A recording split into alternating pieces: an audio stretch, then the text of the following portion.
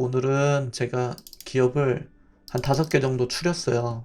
그래서 매력도가 좀 있는 기업 위주로 추렸으니까 같이 공부를 한번 해보죠. 말을 천천히 하면서 어렵지 않게 설명해 드릴게요.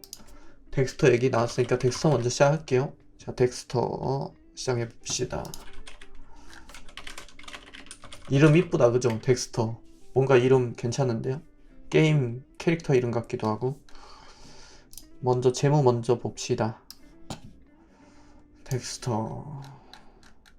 메타버스라서 사실 이게 그 의미는 없어요. 당장의 실적은 의미 없고, 이쪽은 메타버스 시장 같은 경우는 한 3년 동안 적자였기 때문에 이 재무가 의미는 없습니다. 그거 감안해서 제가 좀 그 긍정적인 안경을 끼고 볼게요.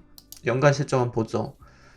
뭐 비리비리 했죠. 그죠? 3년 동안 뭐 28억, 마이너스 70억, 마이너스 30억 하고 매출 거의 뭐 그 큰 의미 없이 움직였고요. 영업이익도 거의 없다고 보셔도 됩니다. 3년 동안 투자만 한 회사고요.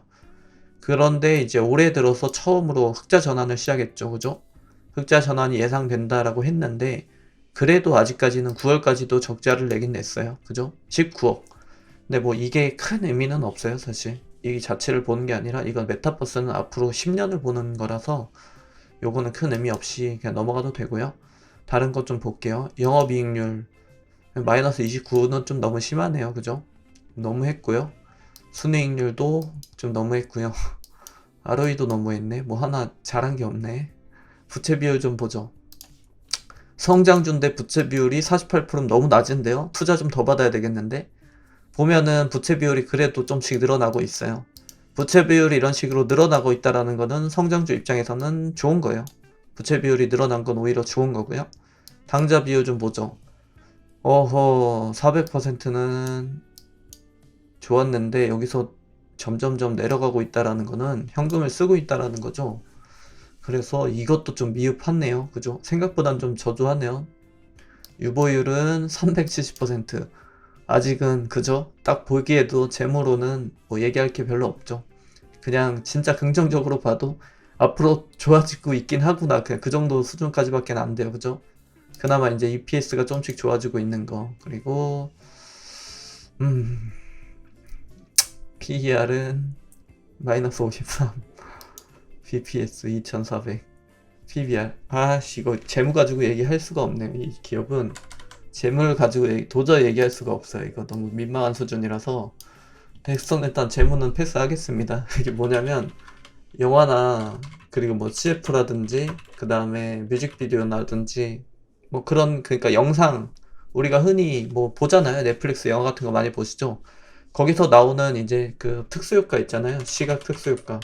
시각 특수효과를 제공하는 그런 기업이에요.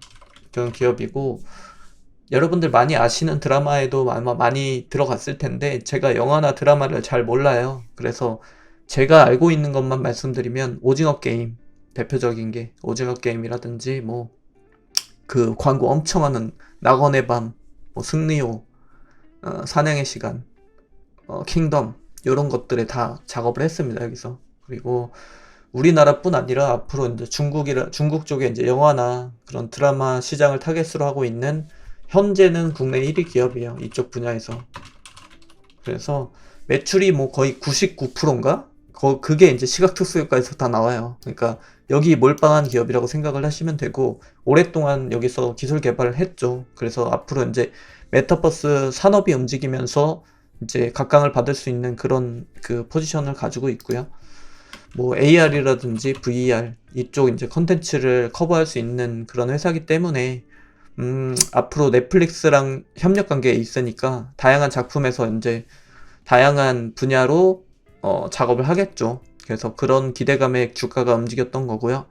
사람이 이렇게 그 사람이 있으면 사람의 외모라든지 아니면은 뭐 이렇게 움직이는 행동이라든지 인지하는 것들까지 새롭게 그대로 모방시켜가지고 그 그래픽으로 창출하는 게 가능하다고 하더라고요, 이 시스템은. 그래서 앞으로는 현실의 사람이나 이 가상세계의 사람이나 거의 구분 없을 정도로 고품질 컴퓨터 그래픽을 끝까지 구현시키는 게 목적이라고 하대요. 그래서 스마트폰 시장 상용화가 10년이 안 걸렸잖아요. 한 5년에서 8년 사이로 걸렸잖아요. 그래서 저도 제가 개인적으로 생각하기로 이쪽 메타버스 시장도 10년이 안 걸릴 거라고 보거든요. 한번 가속화 붙기 시작하면은 생활권으로 굉장히 빠르게 침투할 거라고 보고 있는데 지금은 완전히 딱 산업의 초입 단계라고 볼 수 있겠죠. 그래서 메타버스 쪽으로 공부하신다고 하면은 필연적으로 보셔야 되는 기업 가운데 하나입니다.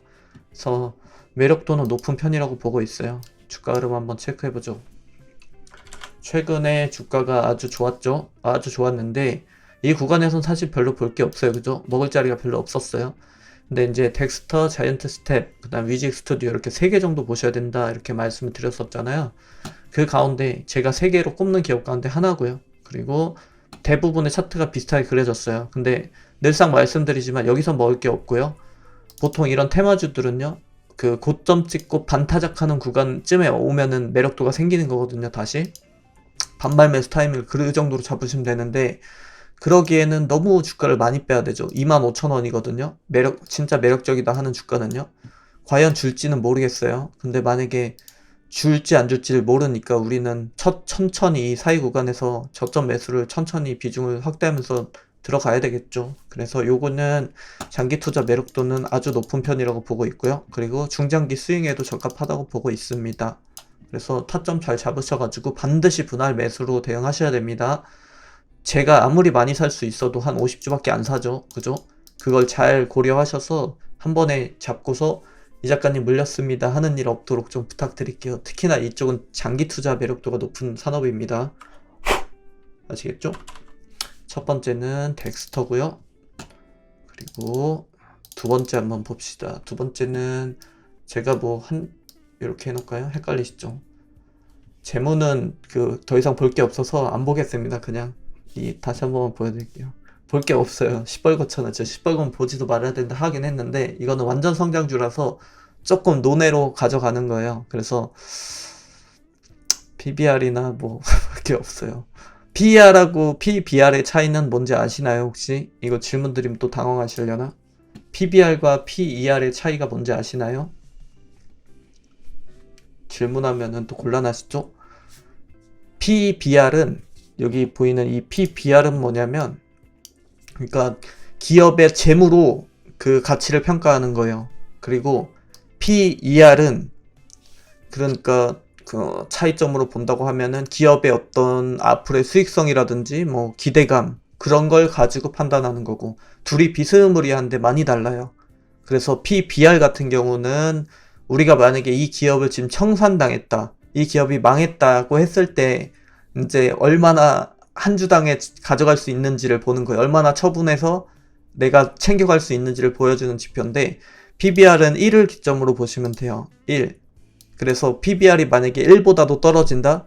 그러면은 기업이 청산당했을 때 그 순 자산 가치조차도 못 건진다라고 생각을 하시면 돼요. 1 이하로 떨어지게 되면. 근데 지금 12니까 그래도 가져갈 건 있는 거죠. 그죠? 그리고 PER 같은 경우는 아까 말씀드렸다시피 기업의 어떤 그 수익성, 앞으로의 기대감 같은 거를 주가에 이렇게 평가해주는 지표거든요. 그래서 앞으로의 기대감, 성장성 요런 거예요. 요런 개념이에요. 그래서 PR이 높다 그러면은 이 기업의 지금 가치는 미래의 성장성을 많이 부여받은 상태이구나 라고 볼 수 있겠죠. 더 PER이 너무 높으면 안 되겠죠. 그러면은 미래의 가치를 다 끌어다 놓은 거니까요. 그죠? 그리고 다른 건 다 잘 아시죠? 뭐 ROE 같은 경우는 그 기업이 투자한 자본을 활용해 가지고 지금 기업이 얼마만큼의 이익을 내고 있는가를 보여주는 지표인데 마이너스 11이라서 많이 놀라셨죠? 이 기업은 그 성장 테마기 때문에 이 재물을 보면은 투자를 아예 못할 겁니다. 그래서 이런 기업은 재무 보고 투자하는 건 아니에요. 아시겠죠?